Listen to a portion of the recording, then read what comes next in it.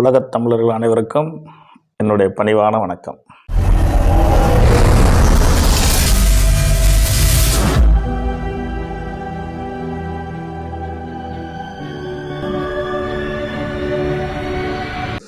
உலகத் தமிழர்கள் அனைவருக்கும் என்னுடைய பணிவான வணக்கத்தினை தெரிவித்துக் கொள்கின்றேன். 2026ஆம் ஆண்டின் புத்தாண்டு நல்வாழ்த்துக்களை, பொங்கல் நல்வாழ்த்துக்களையும் மகர ராசி நேயர்களுக்கு தெரிவித்துக் கொள்கின்றேன். எல்லோரும் எல்லா நலன்களும் பெற்று வாழ அன்னை பராசக்தி அனுக்கிரகம் பண்ணுவாங்க. உங்களுக்காக நான் வேண்டுகிறேன். 2026ஆம் ஆண்டு ஒரு மிகப்பெரிய எதிர்பார்ப்பில் இருக்கிறவர்களில் நீங்கள் தான் முதன்மையானவர். நம்பர் 1. காரணம் என்ன அப்படின்னு கேட்டிங்கன்னா, கிட்டத்தட்ட 8.25 ஆண்டுகள், 7.5 ஆண்டுகள் அல்ல, 8.25 ஆண்டுகள் 7.5 சனியை சந்தித்து சனி பகவானுடைய மிகப்பெரிய எப்படி சொல்கிறதுன்னு தெரியல, மிகப்பெரிய அனுபவங்களை உங்களுக்கு கொடுத்திருப்பார். அவரவர் வாங்கி வந்த வரத்திற்கு ஏற்றவாறு நிறைய அனுபவங்களை, உலக பாடங்களை கற்றுக் கொடுத்திருப்பார். இது நடுத்தர வயதினருக்கு. வயோதிகர்களுக்கு அவங்க வாழ்ந்து முடித்தவங்க, அவங்களுக்கு அனுபவங்கள் பெருசாக இருந்திருக்காது. குழந்தைகள் அப்படிங்கிறவங்களை பற்றி கவலைப்பட வேண்டிய அவசியம் இல்லை. பள்ளி பருவத்தில் இருக்கிறவங்களுக்கு நல்லா படிக்கிறவங்களுக்கு ரொம்ப கஷ்டமான ஒரு காலம்னு சொல்லி ஏற்கனவே நான் பதிவு பண்ணியிருக்கேன். ரொம்ப கவனமாக இறுதி ஆண்டு பரீட்சையை எழுத வேண்டும் அப்படின்னு சொல்லியிருக்கேன். இறுதி ஆண்டு பரீட்சை, 10ஆம் வகுப்பு பரீட்சை, 12ஆம் வகுப்பு பரீட்சை, அதாவது முழாண்டு பரீட்சையை ரொம்ப கவனமாக சிரத்தையுடன் படிக்க வேண்டும் அப்படின்னு சொல்லியிருக்கேன். ஏன்னா இவங்கெல்லாம் அடுத்த கட்டத்தை நோக்கி பயணிக்கக்கூடியவர்கள். இந்த மகர ராசியில் 10ஆம் ஆண்டு எழுதி முடிச்சிட்டாங்க, நல்ல மார்க்கை வாங்கிட்டாங்கன்னா அவங்க வாழ்க்கையில் கிட்டத்தட்ட ஒரு 22 ஆண்டுகளுக்கு வர மாட்டார். அவங்க போயிட்டே இருக்கலாம். மிகப்பெரிய வெற்றி தான். +2 முடிக்கிறவங்க காலேஜ் லைஃப்பில் 7.5 சனி டிஸ்டர்பன்ஸ் இருக்காது. அவங்களும் மிகப்பெரிய வெற்றி தான். காலேஜ் ஃபைனல் இயர் முடிச்சுட்டு வேலைக்காக முயற்சி பண்ணுறவங்களும் வெற்றி பெற்றுவாங்க. காரணம் இவருடைய இறுதி ஆண்டின் காரணமாக. 2026ஆம் ஆண்டு மார்ச் 6ஆம் தேதி திருநள்ளாறில் சனி பெயர்ச்சி மகர ராசியிடம் இருந்து விடை பெற்று மேச ராசியை தொடர்பு கொள்வார். அதாவது மேச ராசி நேயர்களுக்கு 7.5 சனியாக ஆரம்பம், மகர ராசி நேயர்களுக்கு 7.5 சனி என்பது முடிவு. 7.5 சனியே இல்லாமல் ரொம்ப பேர் வாழ்க்கையில் கஷ்டப்பட்டுட்டு இருக்காங்க. அது வேறு ஒரு ரகம், அது தனியாக ஆராய்ச்சி பண்ண வேண்டிய விஷயம். ஏன்னா நான் ஜோதிடன் அல்லவா, அதனால் நிறைய ஆராய்ச்சி பண்ணிகிட்டு இருப்பேன். 7.5 சனியே இல்லாமல் வாழ்க்கை புறம் கஷ்டப்படணும் இருக்கான். 7.5 சனி நடந்தும் கோடீஸ்வரனாக இருந்தவனும் இருக்கான். நடுத்தரப்பட்ட வாழ்க்கை வாழ்ந்தவனும் இருக்காங்க. ரொம்ப எச்சரிக்கையான ஒரு அனுபவத்தை நான் மகர ராசி நேயர்களுக்கு தெரியப்படுத்த இருக்கிறேன். 2026ஆம் ஆண்டு சிறந்த ஆண்டாக இருக்கும் என்பது சனி பகவான் உங்களை விட்டு விலகுகிறார் என்பது மட்டும்தான். அடுத்த குரு பயிற்சியும் சாதகமாக இருக்கிறது, அது அடுத்த வினாடியில் சொல்கிறேன். இந்த மகர ராசி நேயர்கள் ஏன்னா கடந்த 2.5 ஆண்டுகளுக்கு முன் கிடைத்த அனுபவத்தை உங்களோட ஒரு நிமிடம் பதிவு செய்கிறேன். 2023 டிசம்பர் மாதம் 20ஆம் தேதி சனி பயிற்சி ஆகும்போது மகர ராசி நேயர்களுக்கு 7.5 சனி முடிந்து விட்டதாக சொல்லி பிரபலியமாக பேசப்பட்டது. என்னிடம் பல ஆயிரக்கணக்கான மக்கள் இருக்காங்க, நேரடியாக தொடர்பு கொள்கிறவங்க. அவங்களில் ரொம்ப பேர் 7.5 சனி முடிஞ்சதுக்கு பிறகு கஷ்டத்தை சந்தித்தவர்களை நான் பார்த்துருக்கிறேன். கஷ்டம்னா பெரிய கஷ்டத்தை சந்தித்தவங்களை பார்த்துருக்கேன் 7.5 சனி முடிஞ்சதுக்கு பிறகு. காரணம் என்னென்னா, அவங்களுக்கு புதிய திசை உருவாகும். புதிய திசை என்றால் என்னென்னா உங்களுக்கு புரியாது.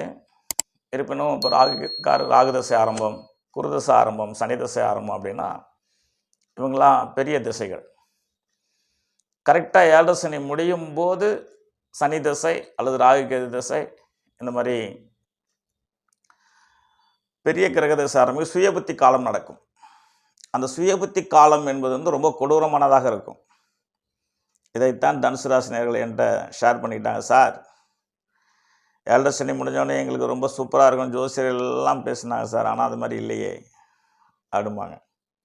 நான் அதுக்கு தான் சொல்லுவேன், கோச்சாரம் என்பது நீங்கள் நான் இப்போ யூடியூப் சேனலில் சந்தித்து பேசிக்கிற மாதிரி நீண்ட நேரம் நீடிக்காது.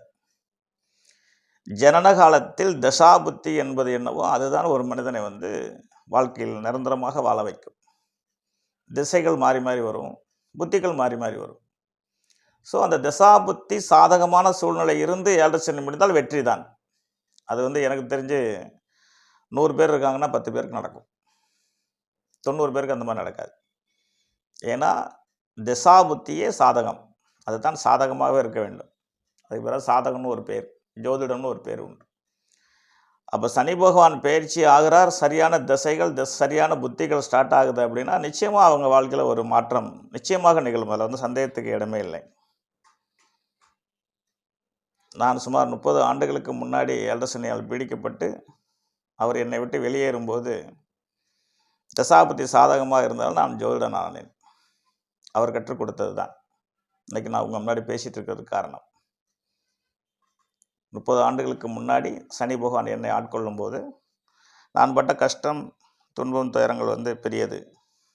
அதில் இந்த யூடியூப் சேனலில் சொல்ல முடியாது. இருந்தாலும் அவர் போகும்போது என்ன செய்து கொடுத்துட்டு போனாலும் என்னை ஜோதிடன் ஆக்கிறதுக்கு தகுதியானவனை ஆக்கி கொடுத்துட்டு போனார். நீ ஜோதிடன் ஆய்க்கொள் அப்படின்னு சொல்லி எனக்கு அந்த தகுதியை கொடுத்துட்டு போனார். அதன் பிறகு என்னுடைய படிப்படியான வளர்ச்சியில் வந்து இன்றைக்கு உங்கள் முன் யூடியூப் சேனலில் உங்கள்கிட்ட நான் பேசிகிட்டு இருக்கேன். அதனால் நன்மை தீமை என்பதை வந்து புகழ்ச்சி அப்படிங்கிறது மட்டும் என்னிடத்தில் இருக்காது. ஏன்னா எல்லாமும் வினாடி கணக்கில் பரிசீலனை செய்யப்பட வேண்டிய விஷயங்கள். ஆகவே மகர ராசி நேயர்களுக்கு சனி பெயர்ச்சி 7 சனி நிறைவு பெறுகிறது. ரொம்பவும் மகிழ்ச்சியாக இருந்து ஆபத்தை சந்திச்சிடாதீங்க. அதுக்காக வேண்டிட்டு தசாபத்தி என்ன இருக்குன்னு தெரியலையே அப்படின்னு அண்ணன் சொல்லிட்டாருன்னு சொல்லி வருத்தமும் படாதீங்க. முடிந்தவர்கள் என்னை வந்து பாருங்கள், முடியாதவர்கள் அருகில் உள்ள ஜோசியர்களை சந்திச்சுங்க. உங்களோட ஜாதகத்தை காட்டி அடுத்த கட்டத்தை நோக்கி எப்படி பயணிக்கலாங்கிறது தெரிஞ்சுக்கிட்டு பயணம் போங்க. நிச்சயமாக வாழ்க்கையில் நல்லா இருப்பீங்க. அதனால் சனி பெயர்ச்சி என்பது மகர ராசினியர்களுக்கு ஒரு நன்மையே. அதோடு நிறுத்திட்டு அவர் பயிற்சியான 3வது மாதத்தில், அதாவது ஜூன் மாதம் 26ஆம் தேதி குரு பயிற்சி ஆகிறார். அந்த குரு பயிற்சியும் உங்களுக்கு சாதகமான இடத்துக்கு தான் வருகிறார். 7ஆம் இடத்தில் உச்சம் பெறுவார். திருமணம் ஆகாதவர்கள், நான் ஏற்கனவே சொல்லியிருந்தேன், திருமணம் பண்ணக்கூடிய வயதில் இருக்கிறவங்க திருமணம் செய்யாதீங்க, 7 சனி முடிஞ்சோடனே பண்ணிக்கலாம் அப்படின்னு சொல்லியிருக்கேன். திருமண வயதில் இருப்பவங்களுக்கு, அதனால் மகர ராசியில் குழந்தைங்க இருப்பாங்க, பள்ளியில் படிச்சுட்டு இருப்பாங்க, வயசானவங்க இருப்பாங்க, இவங்க எல்லாரும் அதை பண்ண முடியாது. கல்யாண வயதில் இருக்கக்கூடியவர்களுக்கு 7 சனி முடிஞ்சோடனே திருமணம் நடக்கும். அதுவும் தசாபுத்தி சாதகமாக இருக்க வேண்டும். கடுமையான தோஷம் இருந்தால் உடனே கல்யாணம் நடக்குங்கிறதுலாம் பொருள் கிடையாது. அதை விட்டு தாண்டியும் போகிறதுக்கு வாய்ப்பு இருக்குது. இருப்பினும் யதார்த்தமான கால சூழ்நிலை தசாபுத்தி சாதகமாக இருந்து குருவும் பயிற்சியாகிற இடம் 7ஆம் இடமாக இருக்கிறதுனால, சனி பகவானும் பயிற்சியாக போகிறதுனால 100% திருமணம் ஆகாதவர்களுக்கு திருமணம் நடந்துடும். வேலை இல்லாதவர்களுக்கு வேலை கிடைத்துவிடும். வேலையில் பிரச்சனை இருந்தவங்களுக்கு பிரச்சனை சால்வ் ஆகிடும். சுப நிகழ்ச்சிகள் நடக்கும். வீடு பூமி கட்டக்கூடிய யோகங்கள் கிடைக்கும். இவை அனைத்தும் கோச்சார கிரகத்தினுடைய நன்மை. தசாபுத்தி சாதகம் வந்தால் அது ரெட்டிப்பாகவும் இருக்கும். எதிர்பாராத வெற்றிகளை அடையிறது கூட வாய்ப்புகள் உண்டு மகர ராசி நேயர்களுக்கு. ஏனென்றால் முன்னாடி ஒரு ஜோதிடத்தில் நிறைய பொய்கள் இருக்குது. அதில் ஒரு பொய், இந்த மகர ராசிக்கும் கும்பராசிக்கும் சனி பகவான் வந்து சொந்த வீட்டுக்காரர், அவ்வளோவா ஒன்றும் செய்ய மாட்டார் அவங்கள அப்படின்னு சொல்லி சில ஜோதிடர்கள் சொல்லியிருப்பதை நான் பார்த்துருக்கேன். அதெல்லாம் உண்மை கிடையாது. அவர் நீதி தேவன், தன் பிள்ளையாக இருந்தாலும் கரெக்டாக உழைச்சி சாப்பிட்ணுன்னு சொல்லி வாழ்க்கையை வந்து புரிய வைப்பார். வாழ்க்கை தத்துவங்களை புரிய வைப்பவர் தானே. தன் பிள்ளை என்ன, அடுத்தவன் பிள்ளை என்ன, எல்லாம் ஒன்று தானே. ஆகவே 100% சனி பெயர்ச்சி சாதகமான நிலை, குரு பெயர்ச்சியும் சாதகமான நிலை, சுப நிகழ்ச்சிகள் நடந்துடும். திருமணம் ஆகாதவனுக்கு திருமணம், வீடு கட்டுறவனுக்கு வீடு, பதவி உயர்வுக்கு பதவி உயர்வு, பணியை தேடிக்கொண்டிருப்பவருக்கு பணி. ஆகவே இந்த மாதிரி சாதகமான சூழ்நிலைகள் உங்கள் வாழ்க்கையில் நடக்கும் என்பதில் சந்தேகத்துக்கு இடம் வேண்டாம். பட்ட துன்பத்துக்கு அனைத்திற்கும் விடுதலை பெற்ற மாதிரி உங்களுடைய குலதெய்வத்தை வணங்குங்க. ஏன்னா உங்களை ஒரு 8 ஆண்டுகள் குலதெய்வம் தான் உங்களை பாதுகாத்தது. அதுக்காக மற்ற தெய்வம்லாம் காப்பாற்றாத சார்னு கேட்கக்கூடாது. மகா பெரியவர் அவர்களும் கிருபானந்த வாரியர்களும் பழைய நூல்களையும் குலதெய்வத்தை தரிசனம் செய்யுங்கள் என்கிறார்கள். ஈசனே நமக்காக அளிக்கப்பட்ட வரம் தான் குலதெய்வம்.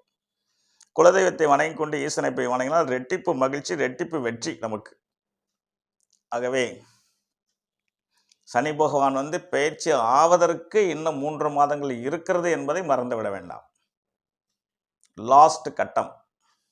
பிரச்சனைகள் கொஞ்சம் கூட தான் இருக்கும். நம்ம வந்து ராகுகேது பயிற்சி, குரு பயிற்சி, சனி பயிற்சி 2026 நிகழப்போகிறதுனால நான் அந்த பதிவு உங்கள்கிட்ட சொல்கிறேன். ஆனால் இன்னும் 3 மாதம் இருக்கிறது, மன்னிக்கவும், மார்ச் அப்படின்னா 3 மாத கணக்கில் சொல்லிட்டேன். 66 நாட்கள் இன்னும் இருக்கிறது என்பதை சந்தேகத்துக்கு இடமில்லை. கவனமாகவும் பத்திரமாகவும் இருங்க. இருப்பினும் 2026ஆம் ஆண்டுக்கான பதிவு தான் இது. இது 60 நாளுக்கான பதிவு அல்ல. 60 நாள் ரொம்ப கவனமாக எல்லோரும் எச்சரிக்கையாக இருக்க வேண்டும் என்று கூறி, ராகுகேது பயிற்சி இந்த ஆண்டு இறுதியில் வரும். 2026ஆம் ஆண்டு நவம்பர் 13ஆம் தேதி வரும். ராகுகேது பயிற்சி உங்களுக்கு ஒரு சாதகமான சூழ்நிலை தான். ஏன்னா 2ஆம் இடம் 8ஆம் இடங்கிறது குடும்பஸ்தானமும் 8ஆம் இடத்துல ராகுகேது இருந்தது கெட்டது தான். அப்போ 6ஆம் இடத்தில் குரு இருந்தது ரொம்ப கெட்டது தான். ரொம்ப கெட்ட நேரத்தை சந்தித்தவர்கள் மகர ராசினியர்கள். இந்த 2026ஆம் ஆண்டு நடக்க இருக்கிற அனைத்து கிரகங்களும் மகர ராசினியர்களுக்கு சாதகமே. அது சாதகமாகவே நடக்க உங்களுடைய குலதெய்வம் உங்களுக்கு அனுகிரகம் செய்யும். அன்னை பராசக்தியை நல்லா வணங்குங்க, சிவனை வணங்குங்க, குலதெய்வத்தை வணங்குங்க.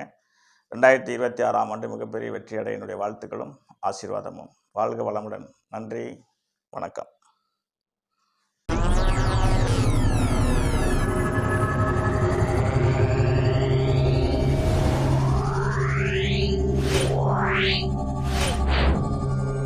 Yeah.